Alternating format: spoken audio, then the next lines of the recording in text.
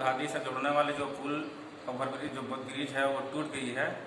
उसके संबंध में मैं 2-3 महीना से प्रशासन को सूचित कर रहा था, लेकिन उस पर कोई कार्रवाई नहीं किया गया, जिस वजह से कल दिनांक 27/5/2021 को वो पुल ध्वस्त हो चुका है।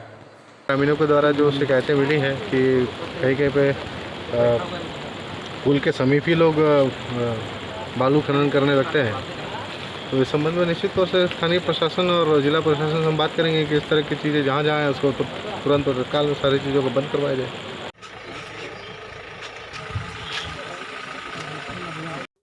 ईस्ट 5 परगना क्षेत्र का लाइफलाइन कहे जाने वाला कांची नदी पर बना सबसे लंबा पुल कहे जाने वाला हराडी मंदिर को जोड़ने वाला पुल ध्वस्त होने से पूरे 5 परगना क्षेत्र के जनताओं को एक बार फिर से सोचने को मजबूर कर दिया है। इस पुल के टूटने के बाद तमाड़, बुंडू, सोनाहातू और सिल्ली प्रखंड के जनताओं को इस बरसात के मौसम में भारी दिक्कतों का सामना करना पड़ेगा। इस प्रकार से कांची नदी पर बने पुल कुछ ही सालों बाद टूट जाती है, फिर भी एक ही ठेकेदार को काम मिल जाता है। ये कहाँ तक उचित है? जब पुल टूट जाती है तो विधायक, पदाधिकारी और प्रशासन भी नजर आते हैं।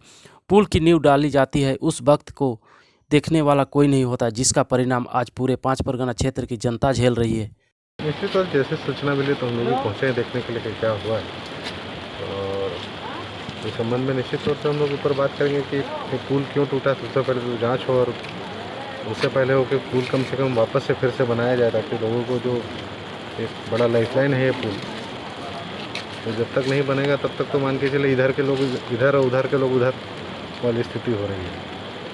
लेकिन इससे पहले ज़्यादा ज़रूरी है कि जिस तरीके से पुल का धंसना, पूर्व में भी एक पुल जिस तरीके से धंसा था उसी तरह की स्थिति यहाँ देखने को मिली। और संभवतः मुझे लगता है कि दोनों पुल के काम करने वाले एक ही कॉन्ट्रैक्टर हैं, और उन्हीं का काम में इस तरीके की चीज़ें आ रही हैं, ये तो सबसे बड़ा सोचने की बात है।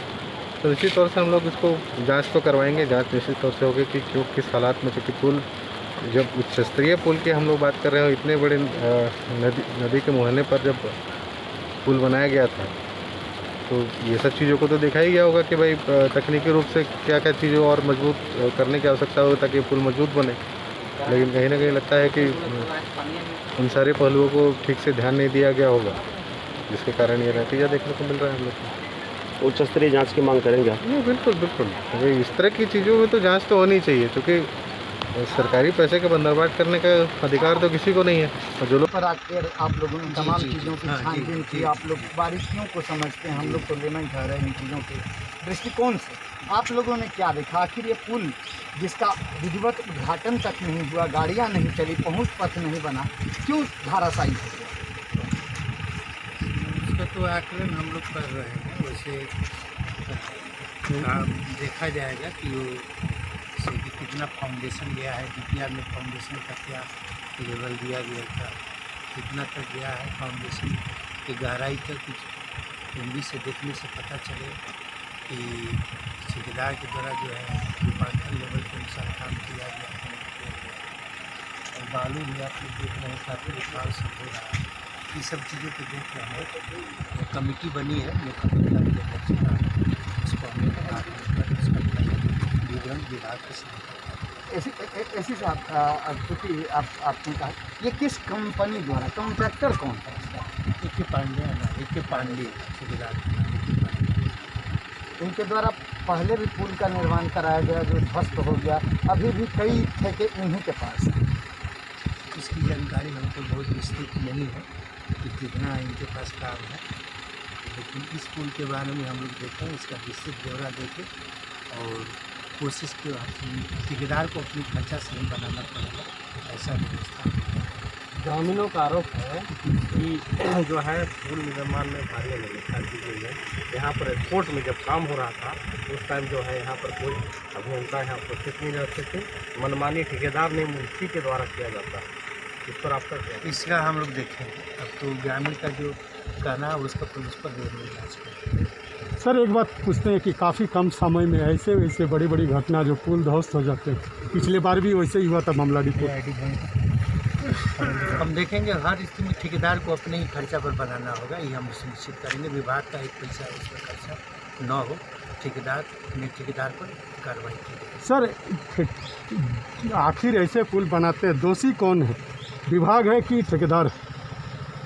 हम इसका कमेटी बनी है उसका आकलन करेंगे। पुल है ये, जो लगभग 5-6 साल हो गया इसका बना हुआ। यहाँ पे आप देख सकते हैं चारों तरफ बालू का खनन होता है, स्थानीय लोगों के ट्रैक्टर जेसीबी और यहाँ प्रशासन की भी मिलीभगत है, जिसमें मैंने बहुत जगह से सुना है, मेरे भी गांव में बहुत सारे जेसीबी हैं। थाना में हर जेसीबी का मंथली बांधा हुआ है 30,000 40,000 आसपास से। कितना गांव प्रभावित होगा इससे, इस पुल के टूटने से? इससे लगभग 15-20 गांव प्रभावित होंगे। इससे बुंडू थाना आपका नदी के उस पार पड़ गया, एक इस साइड आपका सोनातू पड़ गया और इधर आपका तमाड़ पड़ गया। ये 3 थाना का बॉर्डर है, जहाँ पे आप देख सकते हैं ज़मीन का लेवल। कितना पानी है नदी में अभी? नदी में अभी लगभग 1-2 आदमी डूब जाएगा, 10 फीट के आसपास पानी होगा। क्या मैंने पुल धंसने लायक पानी था?